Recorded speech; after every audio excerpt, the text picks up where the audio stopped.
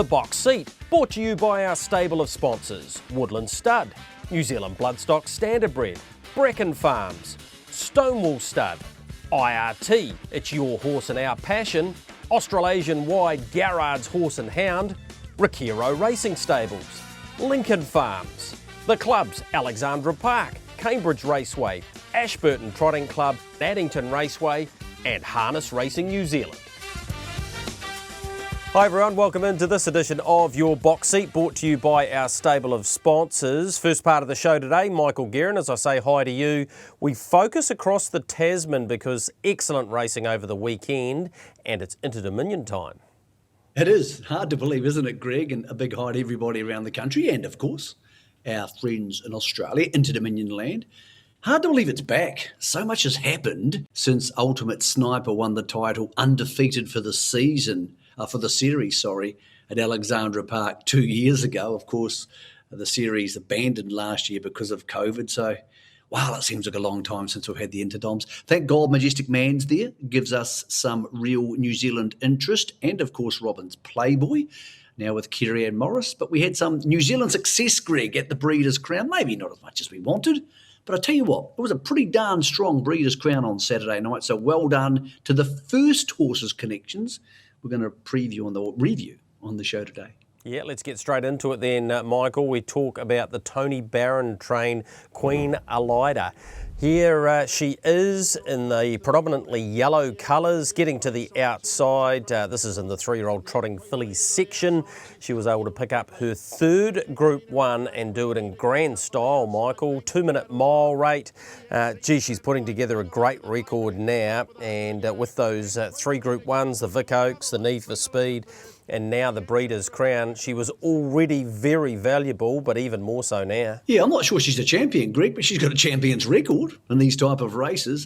So Brett Lilly does the training for Tony Barron, who decided a long time ago to actually aim her at the back end of the Australian season. Masterstroke from Tony. Great drive also from Chris Alford.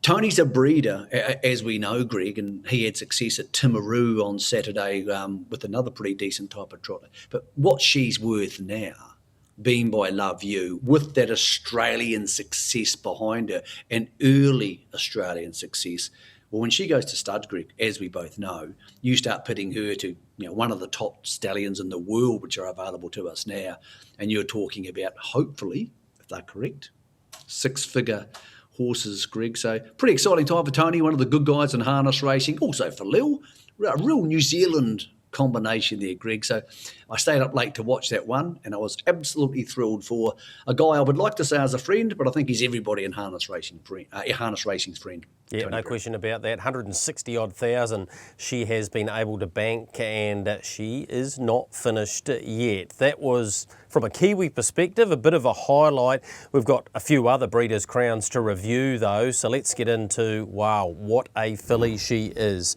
Ladies in Red. That's her bursting to the lead. Kiwi filly Better Twist had been parked out throughout. She battled on very, very bravely. Get Dan Malecki to bring them home and talk on the other side. But Ladies in Red is clear, and cheer, she is a superstar. Ladies in Red, what a win, what a horse. So a brilliant performance from her, Michael. Look, she was out of the early burn, and with half the field being trained by Emma Stewart, there was never going to be a lead for the outstanding Kiwi filly in Better Twist. She was so brave, and Dan Malecki post-race was talking about the depth of this filly section and suggesting it's the best he's ever seen. So for her to fight on so bravely, what was their time? 53.1, the mile rate, Michael. A stunning performance by Ladies in Red, who the Australians are calling a champion, but she has been beaten on 3 occasions, including twice during this series. Yeah, I don't take too much out of heat defeats, Greg. I mean, Lazarus got beaten twice during the Perth Inter-Dominion, so I think people drive to make finals. She's a champion for sure. She's a very, very good filly, because if she's not, then we don't have any right to call Better Twist a champion. I think it's different types of racing suits different horses, Gregory, as we've all seen. I think Better Twist is actually better suited to Menangle and New Zealand racing on the bigger tracks, because as much as we all love her, and she was awesome at the duels. She does lack a little bit of change-up speed. That's not what she does. She doesn't sit back and blow past them. And a couple of times this year when she had to sit park, she had to really fight to get past La Rosa, who's no superstar, who's a good filly but not a superstar. So this filly's better than her at the moment at that type of racing. Whether Ladies in Red would blast past Better Twist around Addington when she had a full head of steam up, I'm not so sure. But no, there's no Kiwi parochialism here from me. At the moment, Ladies in Red, the better filly, wonderful people, the Andersons who own her, put a lot of money into harness racing. She's just darn good. Better Twist could have won that race a long way from home, Greg, and to be perfectly honest, I'm stunned she opened favourite. That market turned around a lot in the last little bit. Question mark now for her is, and her connections, does she come back and go straight to the Queen of Hearts at Alexandra Park? It's one of the 2 features at Alexandra Park next month, Greg. If she does, she'll be hot favourite because she's probably our best mare. So that's the really interesting part out of the whole thing. It's going to happen a lot more, Greg. We're not sending many of our best horses to Australia for these campaigns at the moment. And when we do, our horses are always going to be more vulnerable off the marker pegs around Melton than they are somewhere like Menangle, which races a lot more like what we do. All right, let's have a look at another race which was dominated by the Emma Stewart team. You thought she had a few in that race. 9 of the 12 runners went around in the 2-year-old fillies section, and it was Insippa getting the business done here in a very good time once again. Brilliant performance, a lot of depth to this Emma Stewart team at the moment. Oh yeah, that is very good at this type of thing. They're good at winning 2- and 3-year-old races. Good filly this by Captain Treacherous. She's not what you expect the Captain Treacherous to look like. She's not particularly big. Amora Vita on the outside had her beaten on toast at the top of the straight, part owned by Steve Dolan from down there in Canterbury, out of one of his good mares. But nope, the other horse fought back. Too good for them, Greg. And as good as Mark and Natalie and Hayden are at training 2- and 3-year-olds, in Victoria, I'm not saying their form transfers as well, but in Victoria, Emma and Clayton are just as good. Difference is one barn has a lot more success when travelling their horses. Yeah, Amora Vita, of course, in the colours of the late Grant Adamson there, and very brave second. So we'll see a lot more of her, I am sure of that. Let's have a look at another Emma Stewart trained runner in Margida, which beats Amazing Dream here. That's her in 3rd position in the predominantly blue colours. But Margida made it win number 20 and over $500,000 in stakes. Michael? Yeah, she's a good little horse. She's not usually as good as Amazing Dream, but she had the better run on this occasion, had the trail, and she was too good for Amazing Dream, who's doing a lot of hard racing. God, Amazing Dream's going to the well. She lines up, she leads sometimes, she's outside the leader. She's always working, Greg, because, again, she's not a change-up speed horse. She's having a very, very busy 4-year-old year when you consider, Greg. She was still a 4-year-old last year when she won the Auckland Cup, which seems like about, 20 months ago. Yeah, it does. Michael, here's Act Now, getting the business done for Emma Stewart and Jodie Quinlan. A very professional performance once again by this 3-year-old. Yeah, and had the right barrier draw, Greg. He's a good horse. Good, big, long striding horse. I'm not sure this is a wickedly good crop. Some people may want to think they are, but there's American Dealer finishing into 5th. I don't think either 3-year-old crop on either side of the Tasman is that scary, Greg. But we'll see how they develop when they get to 4. This horse is scary. Here's Catch a Wave. This is the male 2-year-old pace. Trained by Andy Gath, Kate, his wife, doing the driving. She had a great night at the office, and check him out. Check him out going to the line after being 3 deep. Big, long stride, wants to be there. He's going to head to the paddock now, Greg. He's not heading to the Vicbred next month. He's a proper Derby horse. Now, potentially, and I know a lot of things can happen with COVID, potentially next year we could see him against Akuta, against Franco Indy. I'm not saying he'll beat them, Greg, but again, the Australians getting harder to beat on their own home tracks because that's what they do for a job week in, week out. So, yeah, really good Breeders' Crown. Well done to Tony Barron there. Better twisted herself, no dishonour, Greg. And I think with the time of year it's coming at now, just after Cup Carnival, if we're going to be sending horses, Greg, they're going to need to be pretty darn good. Yep. No argument there at all. We had an opportunity earlier this week, or you did, to catch up with one of Canterbury's finest, one of New Zealand's finest, and Anthony Butt, to reflect on the Breeders' Crown and how Better Twist went, but also to get his insight towards this year's Inter-Dominion and, of course, the quasi-trainer, if you like, and driver of Majestic Man. So let's hear from Anthony Butt.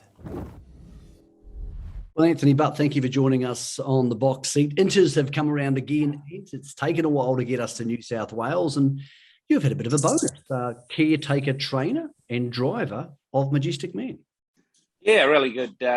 Thrilled to get him over, Mick. You know, we've had a great relationship with Phil over the years, and, you know, Brad came over last year and stayed with us for 2 or 3 months, and we love that. He was, you know, great company, a lot of fun. So, and it gave us a good insight to how they trained the horse. So he was so successful last year. So we just, Sonia and I just hope to replicate it.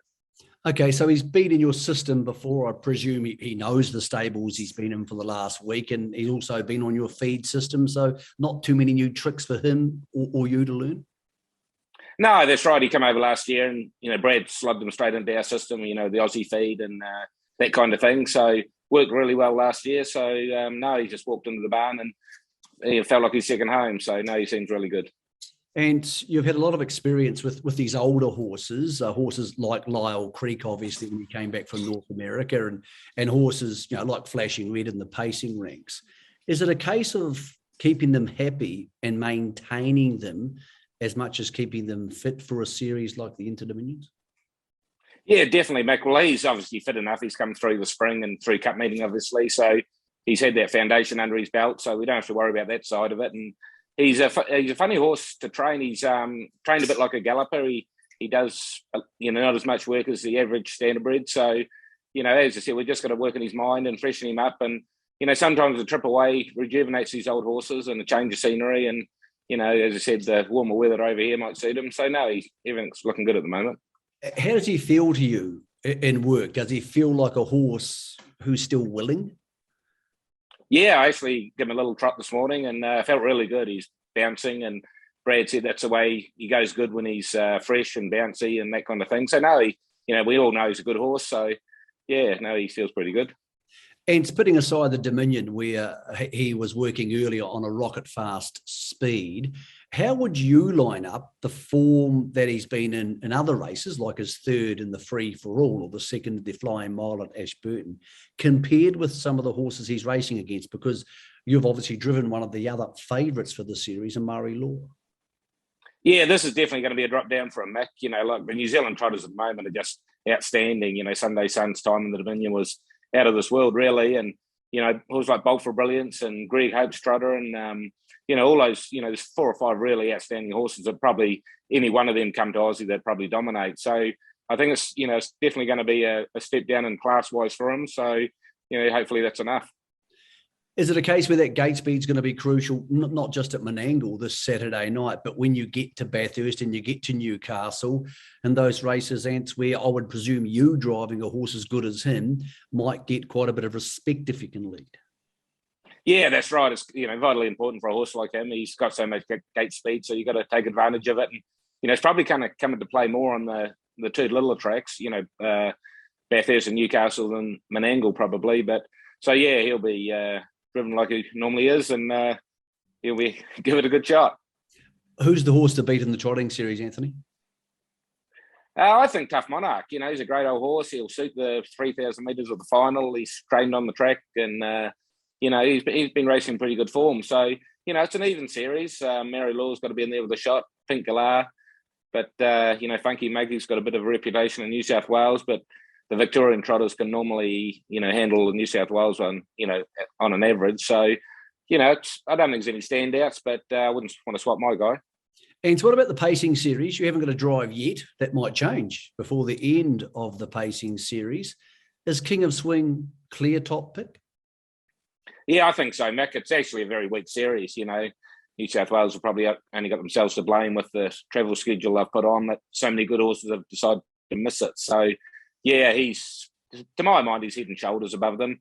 You know, Svente Vigo's obviously got a good rep from Luke, but he's yet to really step up to the top level, say, apart from the Miracle Mile where he raced really well. So, yeah, it's a series down in quality, I think, and it's King of Swings to lose, I think. And what about last Saturday? We saw our superstar filly from New Zealand, Better Twist, a very brave third to an extremely good filly in Ladies in Red. Is it a case that Ladies in Red is just better than her, or do you think she's better at that type of racing than Better Twist? Wasn't disappointing in our mare. Filly, she went great. It's just that this year it's just such a strong crop of fillies over here. Most of them are in the one stable, so it's hard. There was one of me and 6 of them, in that race. So they obviously run it to beat us, and which is fair enough. Everyone does that. So, but yeah, they ran their last mile in 152, and I think Ladies at Ren might have gone all last mile in 151. So that just shows the quality of the fillies over here, and there's no disgrace to get beaten by them, and I think hopefully the Kiwis realise how strong they are over here at the moment. Those young horses.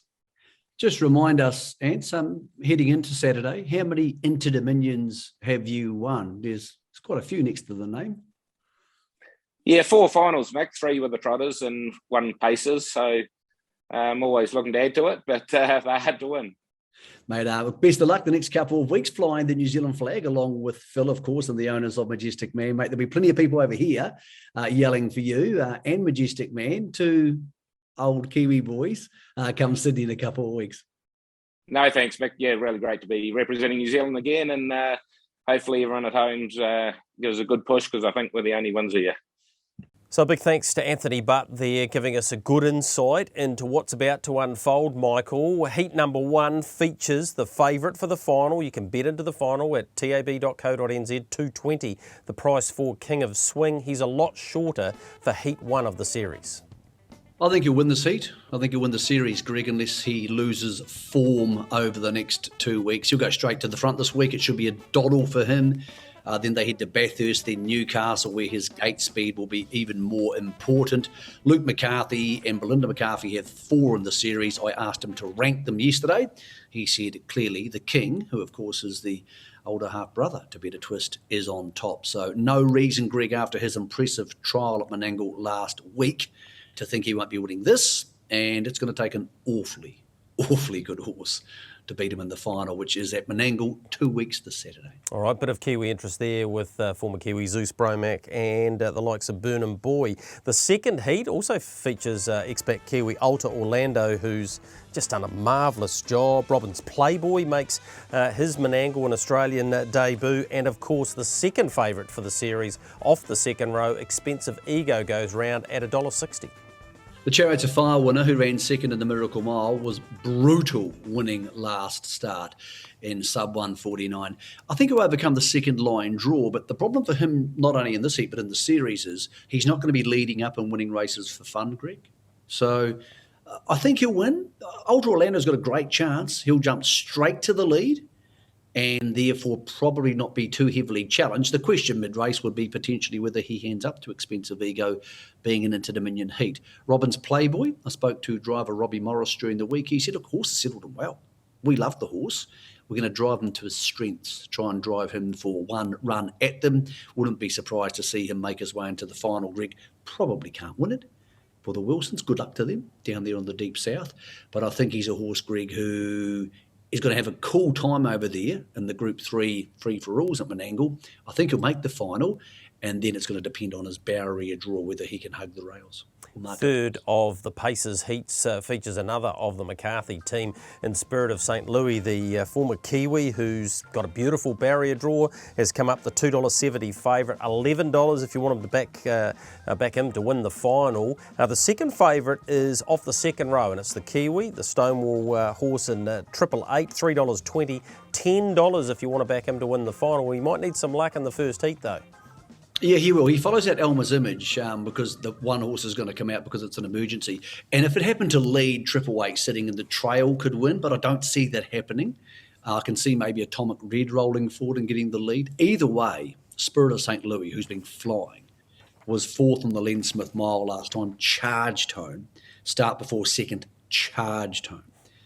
Greg, he's just going to fall into the 1-1 or 3 back on the outside, doing no work. I don't see him as a leader. Luke told me this week he's going to drive him conservatively in this series because he's a high-speed horse. But he's just going to sit in the running line, do no work, and probably have tactical advantage over Triple Eight. So I think it's a great bet. There's 2.7 available for Spirit of St. Louis now. I think Belinda and Luke McCarthy, Greg, will win all 3 pacing heats on Saturday night. There's been some great Inter-Dominion dominations over the years. Vinnie Knight, Brian Hancock, obviously, Mark and Natalie. But I think this week they all win all 3 heats, and I think if you could take McCarthy's to win the final, Greg, at $1.50, it'd be a bargain. The Trotters section features Majestic Man, comes up with a beautiful draw for heat number 1. Michael starts out of the 2-hole. We know what Anthony Butt will be doing. $1.50 this week, $3.20 if you want to back him to win the final. Most likely to be challenged by Funky Monkey, who's second favourite for the series overall, $4, and Maori Law, who also has to come off the second row. One Magic Kenny starts from the outside of the second row too. So, gee, there's a few things in the favour here of Majestic Man. Well, he can go as slow as he wants, Greg. He can just jump to the lead, which will happen. Maori Law is not an attack horse for the Brosnans, Richard and Emmett, so he won't be attacking. He'll just be going up there to try and get some money. And then Funky Monkey's really good. Don't forget about the Funky Monkey you knew in New Zealand. This is a far different horse. And when the Morris team screws these horses down, Greg, they get pretty good at what they do. So she's a really good 153 to 154 miler. Can she come around Majestic Man and beat him? Probably not. I wouldn't think so. We heard in that interview from Anthony he's very happy with the horse. But could be a different scenario. She's got as much gate speed as Majestic Man. If she gets in front of him somewhere in a heat, just question whether she's a natural 3,009 metre horse for the final Funky Monkey. She can get very racy. So I think Majestic Man, Greg, while he may be a length or 2 below his best, has found himself in the inch perfect Inter-Dominion. Yeah, all of these heats over the 2,400. Tough Monarch, we know well, gets his chance in the final heat of the night. $2.50 the price about him. $7 if you want to back him to win the final. Pink Galar's got the coveted barrier 1 though, Michael, and is a $2.90 chance on Saturday night. $5 to win the final. Yeah, she's very slippery, Pink Galar. She's very quick. Now, barrier 1 isn't ideal for her, but she did lead from barrier 1, then hand up, or retained at the trail anyway, in the Bill Collins mile 3 starts ago. I see something similar happening here. I reckon she'll end up behind Tough Monarch, and I reckon she'll get him for speed. Because last time Tough Monarch had a similar run, Funky Monkey, who's comparable to Pink Galar's, got it for speed. So I think Pink Galar's is a really good bet in this heat. Tough Monarch is similar to Majestic Man in the fact that he's going to be in the final. You know what you're going to get. And, of course, he's run second in the Dominion, so we know he's a chance over the 3,000 metres. So going through them, Greg, really easy for punters at home. McCarthy's will dominate the pacing series. There'll be a couple of upsets along the way, but they'll dominate. In the Trotters, I think Majestic Man, top pick over Pink Galar's Tough Monarch, maybe Funky Monkey, maybe the only other chance. Humble Lad, Luke McCarthy was tipping this week, Greg, has at least some sort of chance in this series. But the trotting series, Greg, is very thin. That may be disappointing. But then again, 30 years ago, trotting didn't exist in New South Wales. It was on the way out the door, Greg. So I'm just glad they've got it back. Yeah, I am too, Michael, and we'll review those heats and build towards the crescendo being at the final in a couple of weeks' time. Time for us to take a quick break on your box seat. On the other side, we'll have a look at what happened domestically last week and preview some excellent racing coming up. Addington, Alexandra Park, Geraldine. Gee, there's some good racing for you on the Shaky Isles.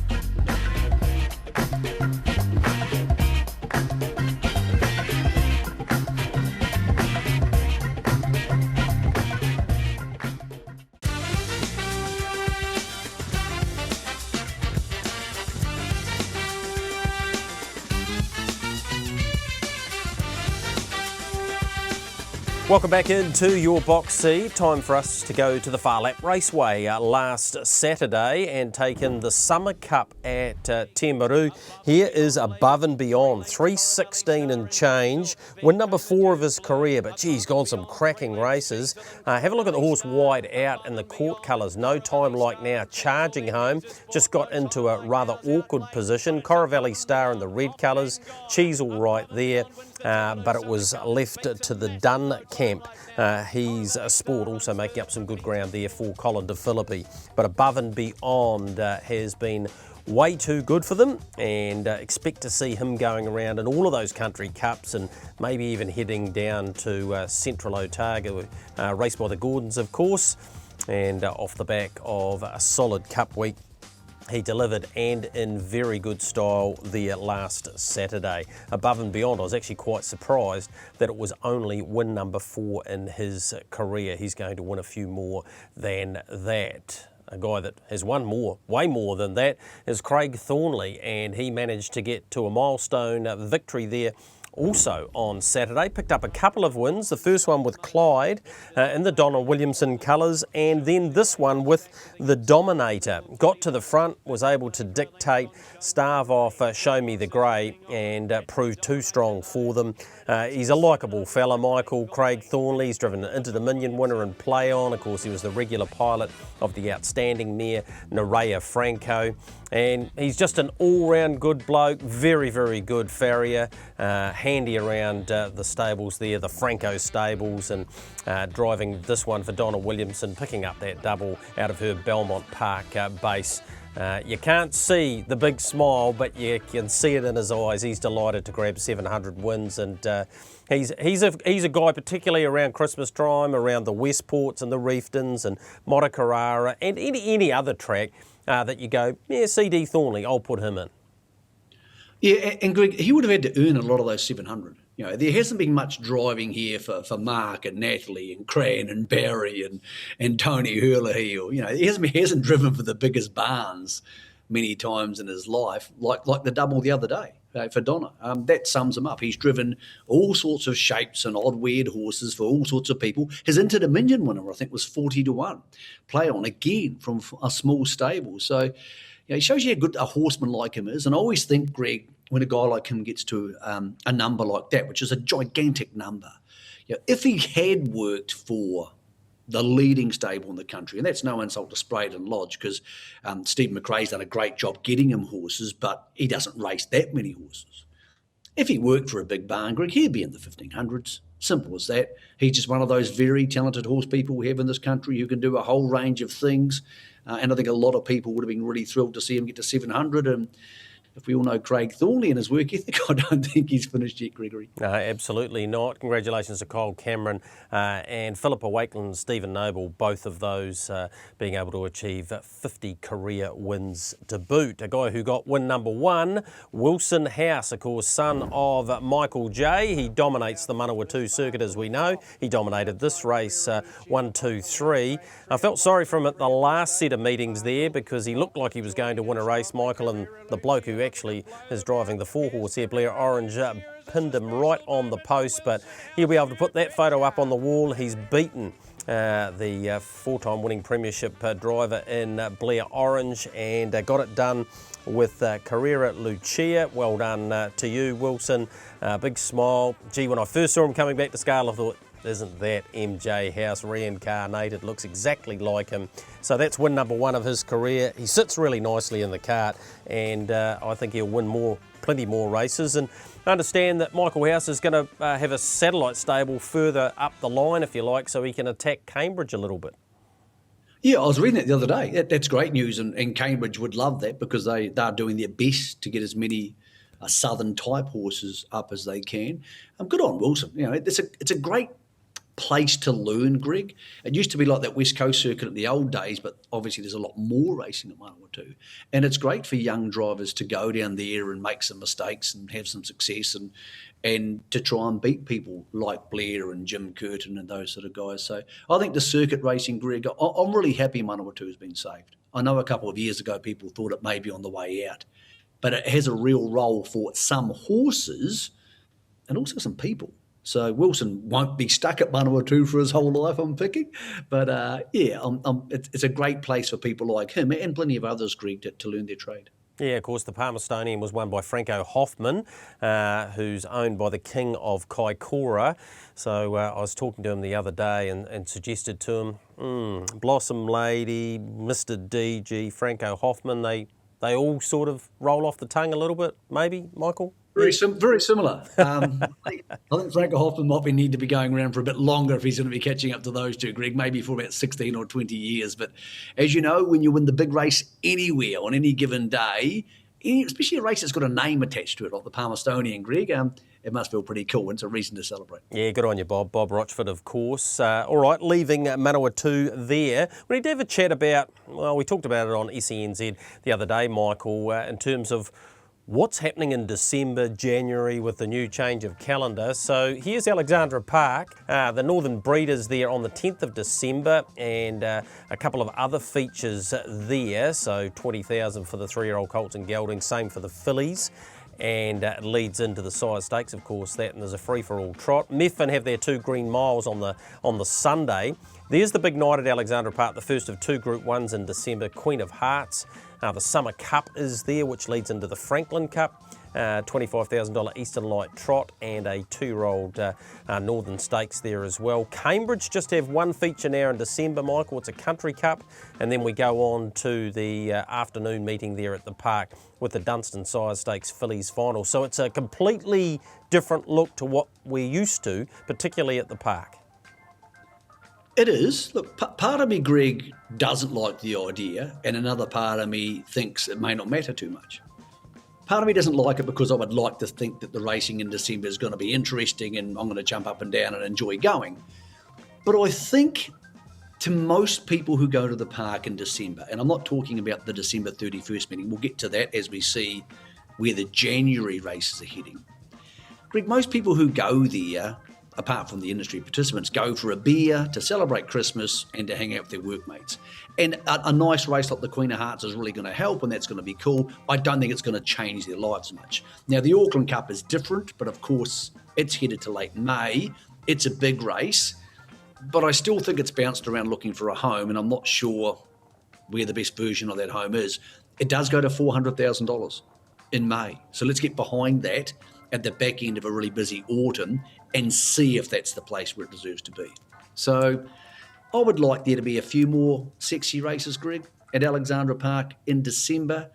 I'm not sure it would change the amount of people who can go or would go, because, as I said, most of them go for the Christmas stuff anyway, Greg. Just on that, spoke to Mauro Barsi at Alexandra Park, and he said, we're going to try and have as many people there as possible, Greg, but when the traffic light system starts next week, Auckland will be at red. So they can have bunches of 100, so it's not going to be huge. Top of the Park may or may not be open. Top of the Park doesn't start to make money till they get to their 76th guest.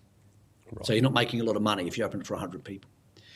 So they're going to do that, but the TRB is going to open next week. So is the Alex Bar. So Alexandra Park's coming back to life. Then it's a question of how many people can go, depending on whether we get back to orange in the traffic light system. So he said, let's not have that big, fun family day on New Year's Eve like we used to for the Auckland Cup. Let's not have the fireworks then. They are talking about, Greg, putting that resource into February the 12th. That's when they have the new Harness Millions meeting, which is going to be a big deal, and it's on a Saturday. They said that might be a celebration where they can also celebrate some of their property developments, which have been a really long process and have had some really bad things go wrong. But they are digging their way out of that. And I can see, Greg, February the 12th being a time just before the Standard Bridge sales where they say, hey, we've fought back from that. We have this new race meeting. We are actually going to be a club who concentrate most of its resources between February and the back end of May. So that's what I think is going to happen at Alexandra Park, Greg. There'll still be some highlights in December, but I think we're going to need to get our brains around the fact that Alexandra Park's going to be far more intense racing from that February to back end of May period. Yeah, you're right about that. Of course, the 3-year-old colts and geldings final, 3-year-old fillies final as well, will all be on that 12th and a whole lot of feature races around that, the likes of the Lyell Creek Stakes. And then they get into March, and we'll concentrate on that as the summer season goes on. But you've got the Northern Derby and the Oaks, of course, on the 25th of March. So there's still a heck of a lot to look forward to. It's just moving the goalposts slightly in terms of the dates of those races, but looking forward to it for sure. Time for us to take another short break here on Your Box Seat. Stick with us though, we've got some winners coming up as harness racing hots up in both islands over the weekend.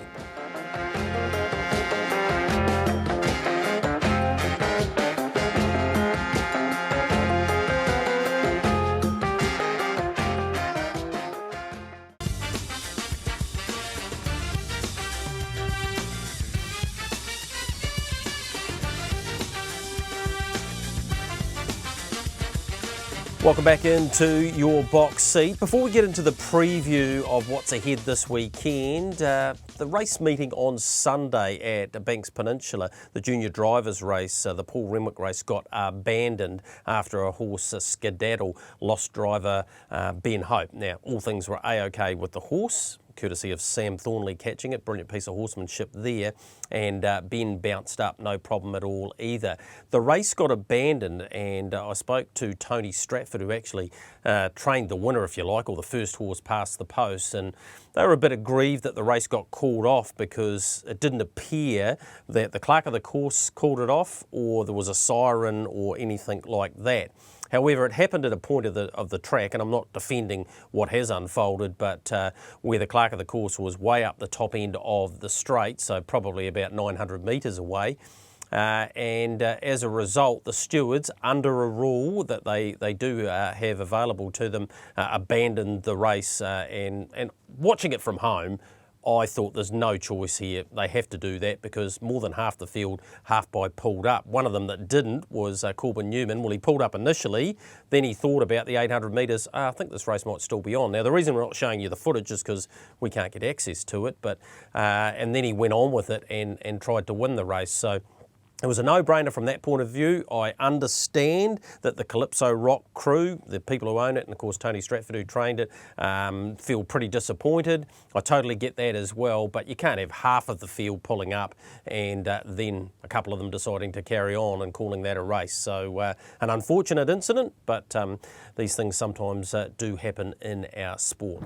Michael, before we get to having a look at some of the races upcoming, what did you make of Lady of the Light, and where does she sit in the sphere of the Sires Stakes? Because there's a few coming to get her from the south, but she's pretty good. Well, there's a good Sires Stakes race at Addington this week. I'm really looking forward to seeing the 3-year-old fillies go there, but Lady of the Light keeps winning. It's been a long time since we've had a filly, I know she's sort of 3, but she's officially 2, who's won 5 in a row in the North, Greg. And I think a lot of people are really enjoying it because Jeremy Young's such a popular guy, and he's not the sort of guy who usually has horses who win 5 in a row, even though he was at one stage the travelling foreman for Auckland Reactor, who won 17 in a row. So I thought her win on Friday night was really remarkable because she was beaten at the top of the straight, or looked to be beaten, when Obsession swished past her. But she just came back, and if you took the $1.20, it was a wickedly bad watch, but really good filly. Now, can she beat True Fantasy? I don't know. Part of me sort of hopes she can, Greg. I sort of hope, nothing against the True Fantasy crew.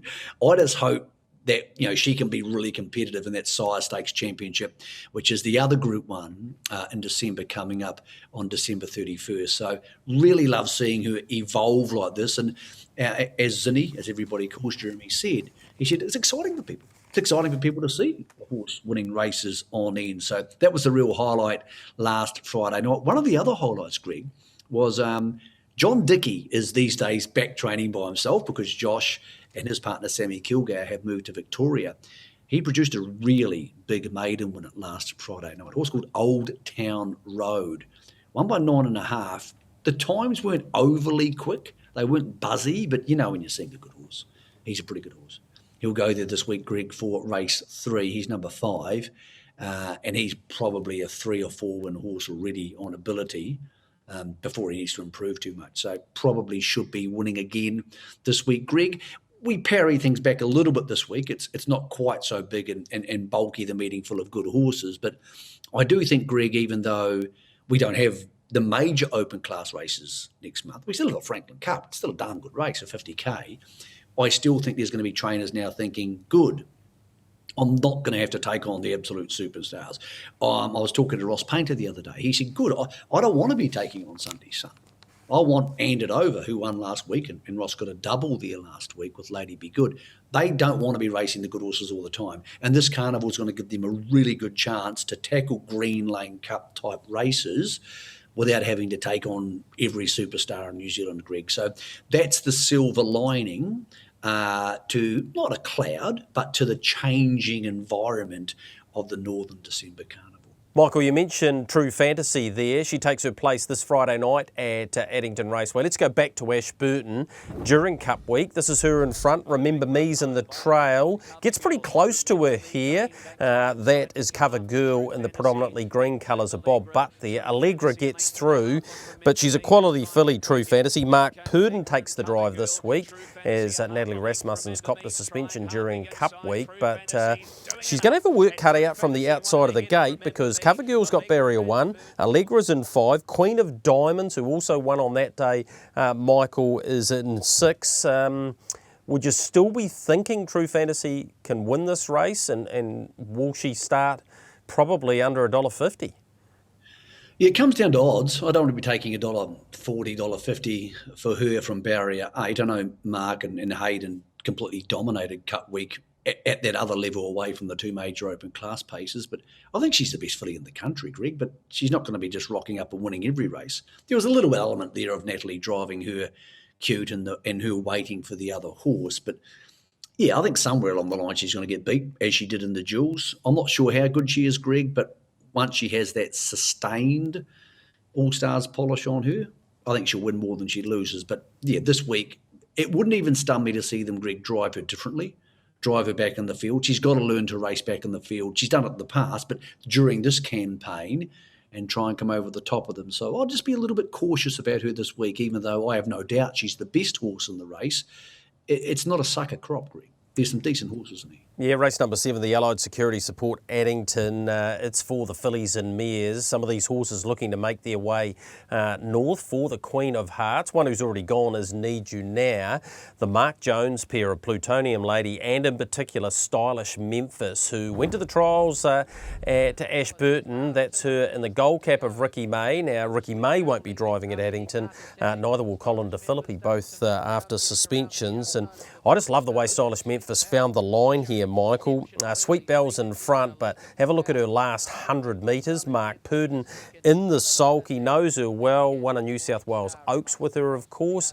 I think from the outside gate, I'm not saying that she'll just line up and win, but she's going to be competitive in the Queen of Hearts. She'll want to go pretty well.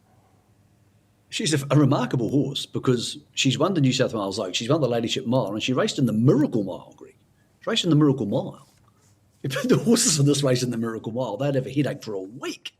So she probably should just bolt in. Admittedly, Pelosi's a pretty good horse. But, yeah, it's weird. Her winning record in New Zealand doesn't equal her actual potential, and I actually think she's a better horse in Australia. I think she suits the racing better over there. So this is her chance, you're right. If she doesn't win this, she's going to struggle to win the Queen of Hearts. Again, the Queen of Hearts may well come down to whether Better Twist comes home and races in it.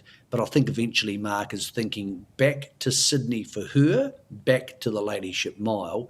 I think that's where she's best suited, Greg. I just think she seems to enjoy the type of racing over there more. All right, excellent program at Addington on Friday night. Geraldine, their big day. It is Cup Day. It's the Timaru Twizel Oamaru Geraldine Cup, and they're all associated with placemakers. And we've got a deep field for this, including this horse, Michael, Steal the Show. That's him 3 back on the fence in the biggest race of them all. Angles 1 off now in the hands of Bob Butt. Steal the Show gets off the 10 metres this week alongside the likes of Sam Hara, Laver, Pace and Pride and Shan Noble. Look at him piercing through there behind Copy. That's Self-Assured and South Coast Arden. Terrific form line for this week. He's already performed on the grass, Michael, and Steal the Show will take some beating in that cup this week. He will, but I'll be backing Laver.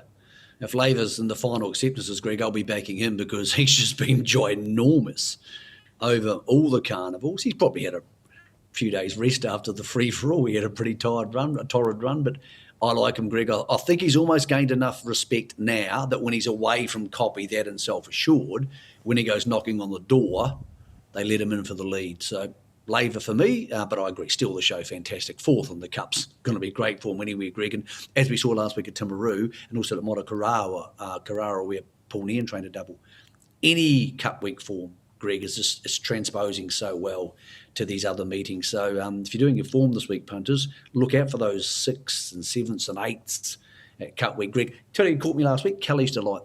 Kelly's Delight, Greg, didn't even know it was racing.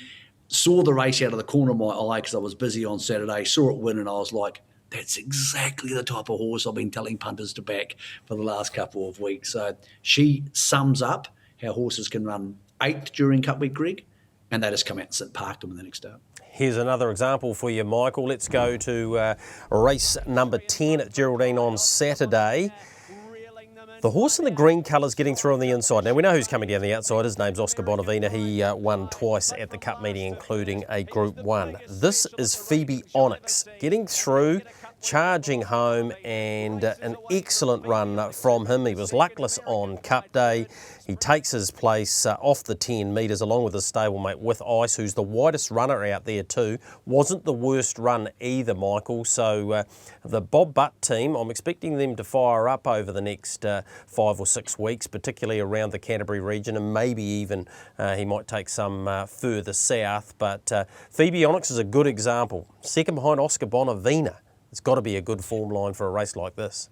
Well, Greg, if you're taking the option of, say, for example, backing a horse who won at Monte Carrara last Sunday versus a horse who's run second to Oscar Bonavina, they're poles apart. They may have the same rating points because of where they've got there and how they've got there, but they've been racing in races 5 or 10 seconds quicker. The horses racing during the Cup week. So, yeah, it's the absolute key for the next couple of weeks down there in the south. Obviously, we don't have many of those type of horses up here in the north. All right, looking forward to the big day there at Geraldine. Of course, Addington Raceway race again on Sunday. Those fields just not out at the time that we're recording today, but they've got a 9-race program there. What about some hits and misses from last week, courtesy of the TAB?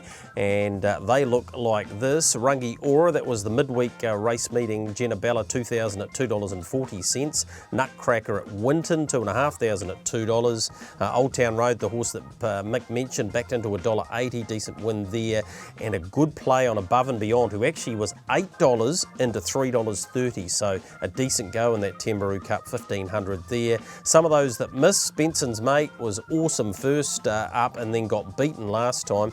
$6,000 at $1.50 going astray there. And a horse, Michael, that you would have thought would have just lined up and win. His name, Casino Action. He led them in the Sire Stakes final, of course. Franco Indy took that out. He wasn't that far away, but it obviously knocked the edge off him because he got beaten at the far lap. Yeah, he did, at very short odds. Just talking about the bookies, they do such a great job, Greg. No one's explained to me, and I presume it's around the gross betting revenue, why we no longer have head-to-head harness races. I think they're great, and it doesn't require that much thought. You just get to the morning of the race, and if you've got 2 horses who are $10 each or two, you chuck them up and punters bet. I think it's a shame that galloping gets that privilege and harness racing doesn't. Now, maybe they were losing too much money on them. I haven't had a conversation with people about that, and I'm not picking on the TAB. I'm just saying, if harness racing is going to continue to grow its turnover, and we were told this new TAB platform was to create more options, then we should give harness racing people options. I don't think it's fair. Hard to argue with you, and I know how popular they were earlier on because it gave you another betting option. You could have a look at the race and go, well, I actually don't want to back a horse to win here, but I absolutely think that horse can beat that horse because I think it'll land in the right spot or get a better run. What it's perfect for, Greg, is when a Purdon Rasmussen horse or a Cullen horse lines up at $1.20, people can take their multi-bet. That's fine. But a lot of people, the Gallops people watching the show, they don't want to take $1.20. So if we give them no other option, they won't bet. And again, I'm not picking on anybody. No one's explained to me what happened. Maybe it wasn't making any money for the industry. But we have the galloping code and we're trying to grow harness to catch up with it or maintain its market share. But it can't maintain its market share if it doesn't have the same array of betting options.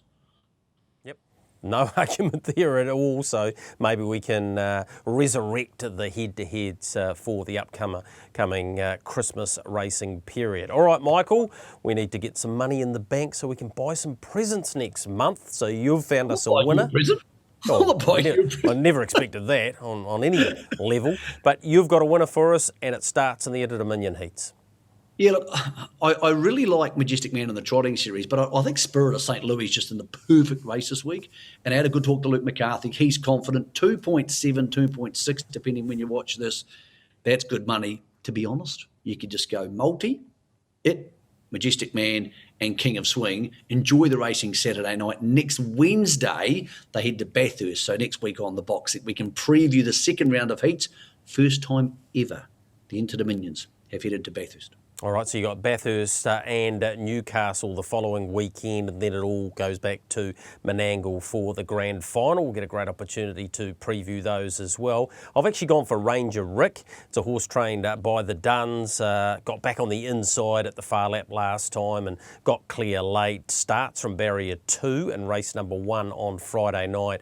I think he'll just sit one off John Dunn. He'll be able to give the horse every possible from there. And yeah, I think Ranger Rick looks a terrific bet there on Friday night. Let's just run through the race meetings coming up for you domestically. So Invercargill race on Wednesday, 9-race card there, 3:17 the start time of that. Cambridge race, 8 races there, 5:23. Want to ask you about the trotting race there. I thought Call Me Trouble looked to be a decent sort of a chance because it won't be easy for the back marker there who just keeps on winning. Well, Delson and Call Me Trouble started off 45 metres each last week, and Delson smashed him, Greg. So funny enough, I was doing the form today, and I thought the same thing. I thought, Call Me Trouble's in the right race here. If the two comparable horses turn up again this week, Delson will smash him again. Yep. He didn't just beat him. He beat him by a cricket pitch. So not saying Call Me Trouble's not going any good, Greg, but I tell you what, Delson, like a lot of the horses from the Rogerson-Ferguson team, are absolutely flying. Yeah, 2,700 metres, 60 metres behind for Delson, so will not be easy. Alexandra Park, they start just after 6 o'clock with their 10 Friday night. Addington Raceway, they've loosened up a few things around who can attend. Go to addington.co.nz and, of course, HRNZ, and that's all sort of still up in the air a little bit with the traffic light system, so there's a good Addington News profile on their Facebook page today with Darren Williams, which explains that a little bit more. Geraldine, we've mentioned the 11 races there on Saturday. They kick off at around 12 o'clock, and a 9-race program likely at Addington on Sunday with a midday start there too. So, Michael, nothing seems to slow down much, does it, in terms of harness racing? You get past the Cup Carnival and you think, oh, well, things will be a little bit quieter, but basically every day of the week from Wednesday through to Sunday, particularly this week, there's something for everyone in the harness sport. Gregory. Yes. I've been stuck in lockdown in Auckland for 14 weeks. I don't want things to slow down, Gregory. I want to get to the traffic light system. I want to get to orange. I want them to speed up. I want to be able to go to the races and see people I haven't seen for a long time and shake their hands. So we're quite happy here in Auckland to have things starting to speed up, Greg, because in about 10 days' time, we can do what we do all the time, which is go sit in cafes and talk rubbish. Michael, I know we've touched on the Inter-Dominion tonight, and you seemed quite excited by it. What about domestically for people here? If Majestic Man wasn't there, it'd even be less appealing. But do you think New Zealanders will get behind the series? It's going to be hard because the trotting heats are actually the last heats every night. And the reason they're the last heats is because they're being beamed into Europe, and the Europeans have no interest in watching pacing races. So for extra turnover, the trotters go last, which doesn't suit New Zealand. To be honest, Greg, most people watching the show in New Zealand will be in bed by the time Majestic Man races on Saturday night. And I understand that. The Inter-Dominions would be a lot bigger this year, Greg, if the money was higher. Forget the travel. The travel's going to be exactly the same Victoria next year. It's exactly the same. So it's about money. And the money was capped because New South Wales actually have quite a bit of money because the 3 areas, New Zealand being one of them, got together and said, let's cap this so no one trumps everybody else. I'm glad to have the Inter-Dominion back. It may not turn everybody on in New Zealand, Greg, but there's plenty of Australians who don't get turned on by the Cup Carnival unless there's Australian horses there. I'll love it because I want to see Luke McCarthy win an Inter-Dominion. I think he's an all-time great. I think he's set to dominate the series, but there's some blokes and girls knocking around down there in Otago who are Majestic Man. And they're not going to care about COVID, and they're not going to care about the stake money, and they're not going to care about any of that rubbish if they own and train an Inter-Dominion winner. So I'm going to enjoy it, Greg, and if other people don't stay up quite as late as me, Greg, well, they have my Sky. They can record it, or they can watch the boxing. Yeah, and they can certainly tune in on Sunday from lunchtime, midday, SENZ. Check out the frequency or get yourself the app on your phone and you'll be able to listen 12 to 1 where we will review what's unfolded overnight in terms of that Inter-Dominion series, Michael and I, and obviously preview what's ahead that afternoon. This week it is Addington Raceway. That's been your box seat for this week. Don't forget too, Michael, throughout December we go through till about the 28th or 29th. Then we'll be having a hiatus of about 4 weeks and we come back and we build straight into the sales and also of course, that massive night at Alexandra Park, the Harness Million, which is going to be one heck of an occasion, the inaugural running of that on the 12th of February. Yeah, and we're also going to have New Zealanders back in Australia, Greg. We're going to have maybe not Sunday Sun, but Self-Assured, South Coast Arden. These horses are going to go there. And finally, after a couple of years of stuffing around because of COVID, which is no one's fault, we're going to have a chance to find out if King of Swing's still better than Self-Assured, if South Coast Arden can lead and beat these horses, Greg. So we've got a lot to look forward to over the summer. It may be a different summer from what we're used to, but as I said, we're starting to open up. We can get back to the races and then we can sort out some of these arguments. But for now, Greg, the Australians have all the cards up their sleeve for the Interdoms, as you said, Saturday night. All right, that's been your box seat for this week. Michael and I will see you in 7 days' time.